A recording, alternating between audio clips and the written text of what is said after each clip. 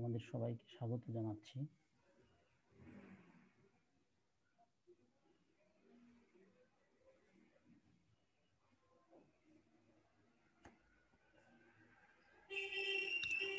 তোমাদের আজকে আমরা পদার্থবিজ্ঞান প্রথম পত্রের ষষ্ঠ অধ্যায় মহাকর্ষ ও অভিকর্ষ এই সম্পর্কে আলোচনা করব। আজকে আমাদের প্রথম ক্লাস, তো আশা করি তোমরা সবাই আমাদের ক্লাসগুলো ফলো করবে। এই ক্লাস শেষে আমরা যা জানতে পারবো তা হচ্ছে মহাকর্ষ ও অভিকর্ষ বল কি, নিউটনের মহাকর্ষ সূত্র সম্পর্কে ধারণা এবং গাণিতিক সমস্যা, এগুলো সম্পর্কে আমরা আজকে আলোচনা করব।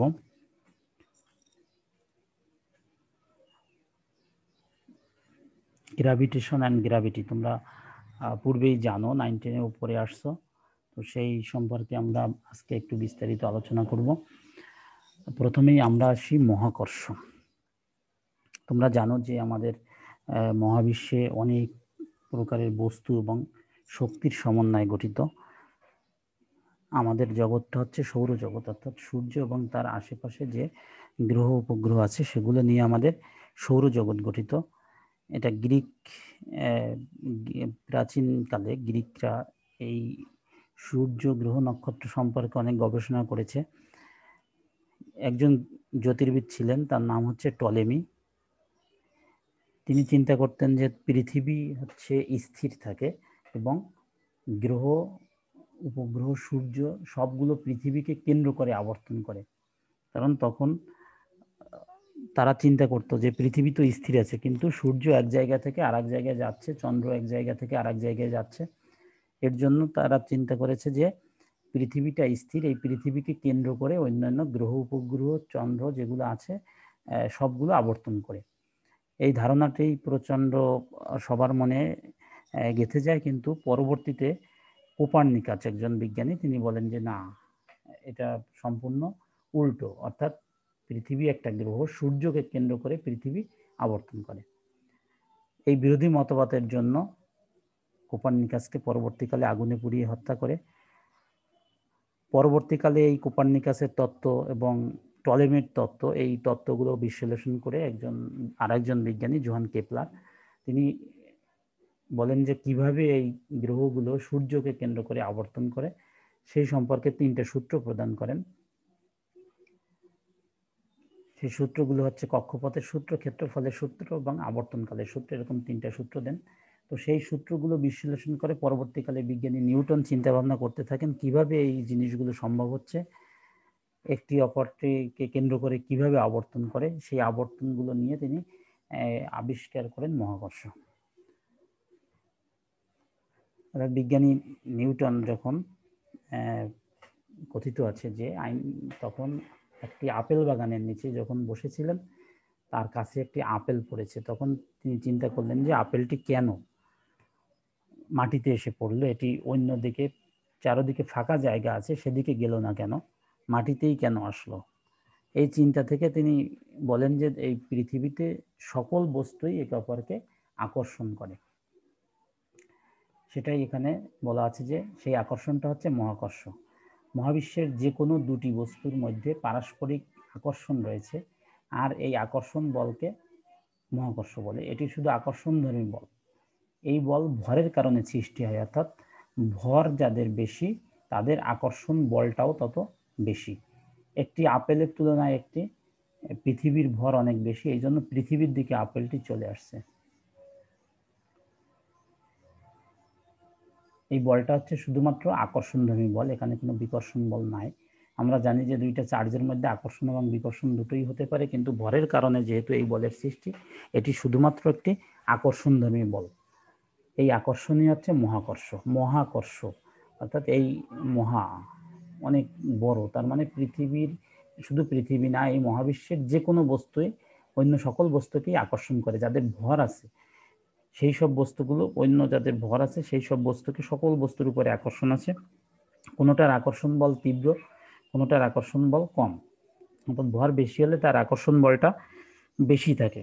আমরা ছোট কোনো বস্তুর ক্ষেত্রে আমরা সেই আকর্ষণ বলটা লক্ষ্য করতে পারি না, কারণ ভর কম।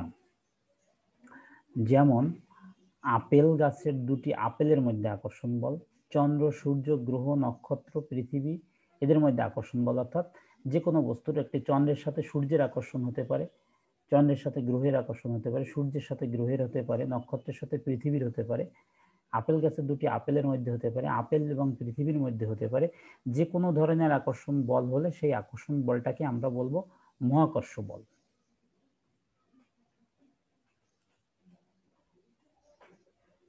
অভিকর্ষ, মহাবিশ্বের যে কোনো দুটি বস্তুর মধ্যে পারস্পরিক আকর্ষণ রয়েছে আর এই আকর্ষণ বলকে মহাকর্ষ বলে আমরা পড়ে আসছি। আবার এই দুটি বস্তুর একটি যদি হয় পৃথিবী, তবে সৃষ্ট আকর্ষণ বলকে অভিকর্ষ বলে। অর্থাৎ পৃথিবীর সাথে যে কোনো বস্তুর আকর্ষণ বলকে বলবে অভিকর্ষ। অভিকর্ষ বলও এক প্রকার মহাকর্ষ বল। কারণ আমরা জানি যে সকল প্রকার আকর্ষণই হচ্ছে মহাকর্ষ, কাজে অভিকর্ষও এক প্রকার মহাকর্ষ বল হবে। এই মহাবিশ্বের সাথে যে কোনো বস্তুর যদি পৃথিবীর আকর্ষণকে আমরা বিবেচনা করি, অর্থাৎ পৃথিবীর সঙ্গে সূর্যের বা গ্রহের, আমরা এখানে একটা উদাহরণ দেওয়া আছে, যেমন আপেল গাছের সাথে আপেল গাছের আপেল ও পৃথিবীর মধ্যে আকর্ষণ বল, চন্দ্র ও সূর্যের সাথে পৃথিবীর আকর্ষণ বল, অর্থাৎ পৃথিবীর সঙ্গে যে কোনো বস্তুর আকর্ষণ, আপেলের সাথে পৃথিবী বা যে কোনো গাছের সঙ্গে পৃথিবী অথবা মানুষের সঙ্গে পৃথিবী, চেয়ার টেবিল এগুলোর সঙ্গে পৃথিবী, অর্থাৎ পৃথিবী যদি সংশ্লিষ্ট থাকে সেই ধরনের বলকে আমরা বলবো অভিকর্ষ বল।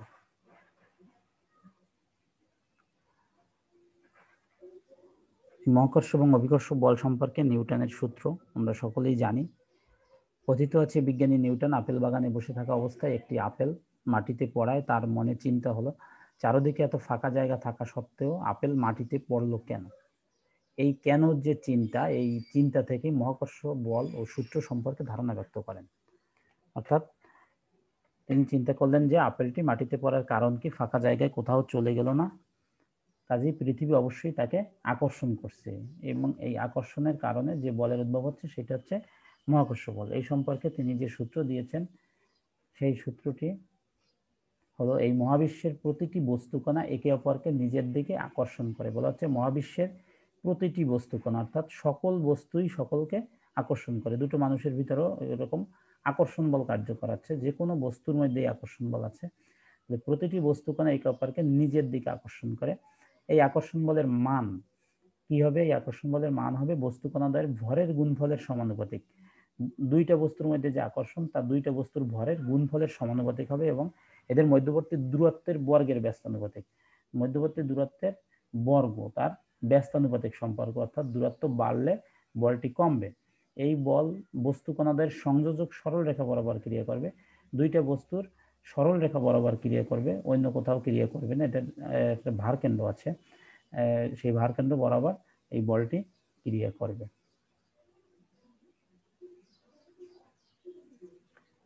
নিউটনের মহাকর্ষ সূত্রের ব্যাখ্যা, আমরা এখানে দুইটা বস্তু দেখতে পাচ্ছি, একটা m1 ভরের বস্তু আর একটা m2 ভরের বস্তু। এই দুইটা বস্তু পরস্পর থেকে d দূরত্বে অবস্থান করছে। মনে করি m1 ও m2 ভরের দুটি বস্তু পরস্পর থেকে d দূরত্বে অবস্থান করছে, এদের মধ্যকার পারস্পরিক আকর্ষণ বল হবে কেমন হবে? নিউটনের মহাকর্ষের সূত্রে বলেছে যে যে কোনো দুইটা বস্তুর মধ্যে বা বস্তু কণার মধ্যে আকর্ষণ বল হবে তাদের ভরের গুণফলের সমানুপাতিক। তাহলে ভরের গুণফল m1 এবং m2 দুইটা ভর, তাদের গুণফল m1 × m2, তাহলে আকর্ষণ বলটাকে আমরা যদি f ধরি তাহলে f সমানুপাতিক m1 m2, দুইটার আকর্ষণ বল তাদের ভরের গুণফলের সমানুপাতিক। এটাকে আমরা 1 নাম্বার দিলাম এবং তাদের মধ্যবর্তী দূরত্বের বর্গের ব্যস্তানুপাতিক। তাহলে মধ্যবর্তী দূরত্ব আমরা ধরে নিয়েছি d, তাহলে d স্কয়ার 1/d², ব্যস্তানুপাতিক, তাহলে f সমানুপাতিক 1/d²। এখানে এই সমানুপাতিক সম্পর্ক দিয়ে আমরা কি বুঝি যে m1 এবং m2 ভর যত বাড়বে, m1 এবং m2 এর মান যত বেশি হবে, আকর্ষণ বলের মান তত বেশি হবে। এবং এখানে এই ব্যস্তানুপাতিক সম্পর্ক 1/d² এবং d² যেহেতু যদি 2 হয় তাহলে 4 হবে, যদি 4 হয় 16 হবে। তাহলে এরকমভাবে যত বেশি বাড়বে এর আকর্ষণ বলের মানটা তত কমতে থাকবে, অর্থাৎ দূরত্ব বাড়ার সঙ্গে এর সম্পর্কটা বর্গের ব্যস্তানুপাতিক সম্পর্ক, অর্থাৎ অল্প দূরত্ব বাড়লে অনেক বেশি পরিমাণে বল কমে যাবে। তাহলে এই দুইটা বস্তুকে আমরা যদি, এই দুইটা সূত্রকে আমরা যদি সমন্বয় করি তাহলে দুইটাকে সমন্বয় করলে আমরা কি লিখতে পারি? 1 ও 2 নং সমীকরণকে সমন্বয় করে আমরা লিখতে পারি যে এফ সমানুপাতিক m1 m2 by D square. দুইটাকে একত্র করে দিলাম, তাহলে এফ সমানুপাতিক m1 m2 by D square. তাহলে সমানুপাতিক চিহ্নটা উঠে গেলে আমরা সেখানে একটা ধ্রুবক আনতে পারি। এই ধ্রুবকটাকে বলা হয় বড় হাতের জি। এই বড় হাতের জিটাকে বলা হয় সর্বজনীন মহাকর্ষীয় ধ্রুবক। এখানে সমানুপাতিক জিকে বিশ্বজনীন বা সর্বজনীন মহাকর্ষীয় ধ্রুবক বলে এই জিটাকে।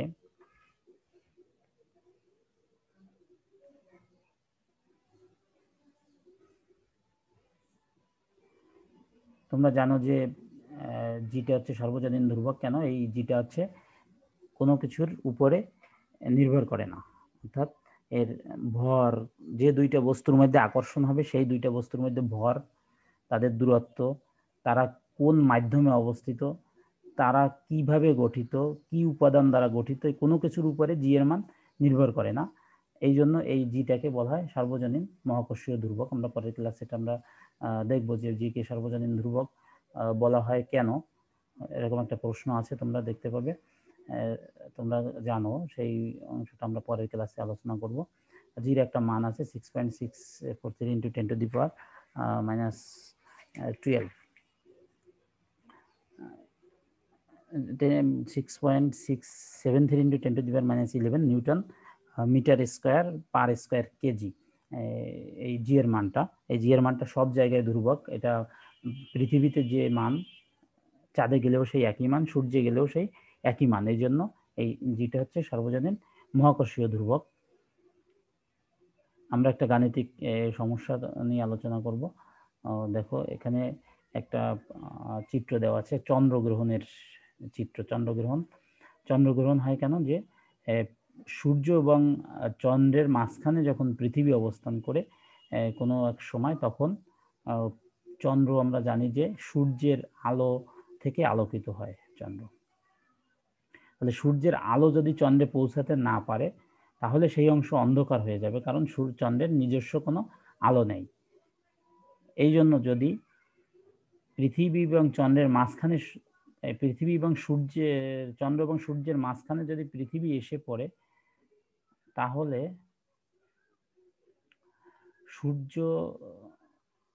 সূর্যের আলো চন্দ্রে পৌঁছাতে পারবে না।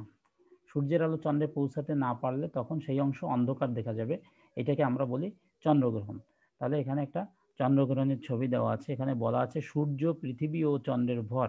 তাহলে সূর্যের ভর হচ্ছে 2 × 10⁻30 কেজি, আর পৃথিবীর ভর 6 × 10⁻24 কেজি, আর চন্দ্রের ভর হচ্ছে 17.3 × 10⁻22 কেজি। পৃথিবী হতে চন্দ্র সূর্যের দূরত্ব যথাক্রমে 3.85 × 10⁸ মিটার আর 1.5 × 10⁻11 মিটার। সূর্য, পৃথিবী ও চন্দ্রের অবস্থান যখন চিত্র কয়ের অনুরূপ, তখন পৃথিবীর এক অংশে চন্দ্রগ্রহণ ঘটে। চন্দ্রগ্রহণের সময় সূর্য ও পৃথিবীর সম্মিলিত ক্রিয়ার ফলে চন্দ্রের উপর মহাকর্ষীয় বলের লব্ধি কত হবে বের করো। তাহলে চন্দ্রের উপর মহাকর্ষীয় বলের লব্ধি হবে, চন্দ্রের উপরে পৃথিবীরও যেমন আকর্ষণ বল আছে, সূর্যেরও তেমন আকর্ষণ বল আছে।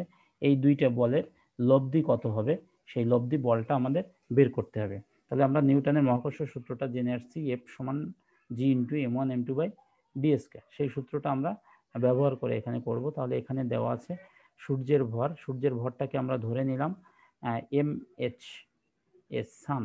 সূর্যের ভরটাকে আমরা ধরে নিলাম mh, পৃথিবীর ভর ধরে নিলাম me, আর্থ পৃথিবী, এবং চন্দ্রের ভর mm, মুনের জন্য m ব্যবহার করেছি। তাহলে আমরা তিনটার ভরকে আমরা ধরে নিলাম mh, me এবং mm। পৃথিবী ও সূর্যের দূরত্ব, অর্থাৎ সূর্য থেকে পৃথিবীর দূরত্ব আমরা rs দিলাম, সান h এটা দিয়ে প্রকাশ করলাম, এবং পৃথিবী থেকে চাঁদের দূরত্ব rm দ্বারা প্রকাশ করলাম। এবং মহাকর্ষীয় ধ্রুবক আমরা জানি যে 6.673 × 10⁻11 newton square metre per square KG. তাহলে এবার আমরা চন্দ্রের উপর সূর্যের আকর্ষণ বল কি হবে সেই বলটা বের করব। তাহলে চন্দ্রের উপর সূর্যের আকর্ষণ বল, এটাও আমাদের নিউটনের মহাকর্ষ সূত্র সম্পর্কে দিয়ে আমরা বের করতে পারি। এফ সমান জি ইন্টু m1m2/d²। তাহলে এখানে যেহেতু চন্দ্রের উপর সূর্যের আকর্ষণ বল, তাহলে সূর্যের আকর্ষণ বলকে আমরা ধরলাম Fs। তাহলে Fs সমান জি ইন্টু mm, যেহেতু সূর্য এবং চন্দ্রের উপরে, তাহলে চন্দ্রের ভর mm এবং সূর্যের ভর mh। তাহলে এই দুইটার গুণফল এবং তাদের মধ্যবর্তী দূরত্ব r²। ধরে নিলাম যে মধ্যবর্তী দূরত্ব r²। এখন আমরা r²টাকে, আর হচ্ছে এদের মধ্যবর্তী দূরত্ব চন্দ্রের উপর, চন্দ্র এবং সূর্যের মধ্যবর্তী দূরত্ব, তাহলে চন্দ্রের দূরত্ব আমরা, সূর্যের দূরত্ব rs এবং চন্দ্রের দূরত্ব rm। তাহলে দুইটাকে যোগ করে আমরা এই টোটাল দূরত্বটা আমরা পেলাম, চন্দ্র এবং সূর্যের উপরে আকর্ষণ বল। এবার আমরা এই মানটাকে বসিয়ে দিলাম, জির মান জি, m1, mm, mh, rh এবং rm, এই সবগুলো মান বসিয়ে দিলে আমরা এখানে ক্যালকুলেট করলে আমরা পাবো 4.31 ইন্টু 10⁻20 নিউটন।